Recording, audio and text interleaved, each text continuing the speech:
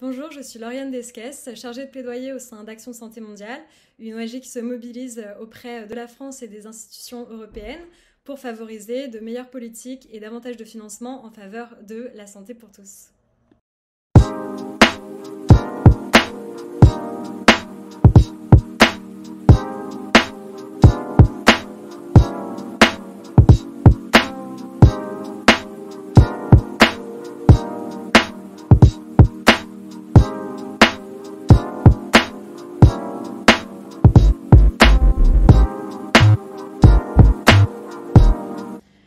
Donc les droits et la santé sexuelle et reproductive, c'est un enjeu indispensable, notamment dans la réalisation des objectifs de développement durable.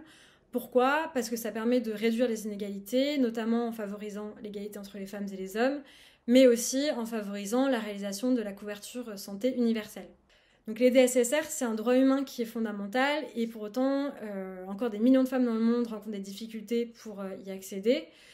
En quelques chiffres, en Afrique subsaharienne, par exemple, c'est la moitié des naissances qui se déroulent en l'absence de personnel de santé qualifié. De la même manière, en Afrique de l'Ouest, on compte parmi les taux de fécondité qui sont les plus élevés au monde et pour autant, la prévalence en termes de contraception est la plus faible.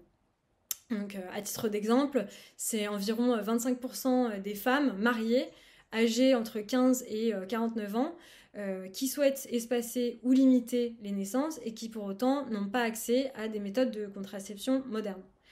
Donc de manière générale, les besoins sont immenses et pourtant l'aide publique au développement et les budgets nationaux continuent d'être relativement insuffisants pour permettre la mise en place d'un paquet de soins minimum en matière de santé sexuelle et reproductive.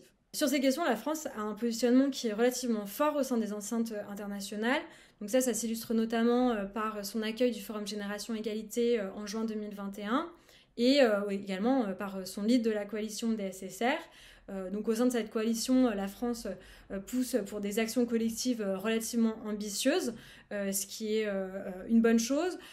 Cependant, les financements de la France en faveur des DSSR à l'international continue d'être relativement limité ou en tout cas insuffisant par rapport à l'ampleur des besoins.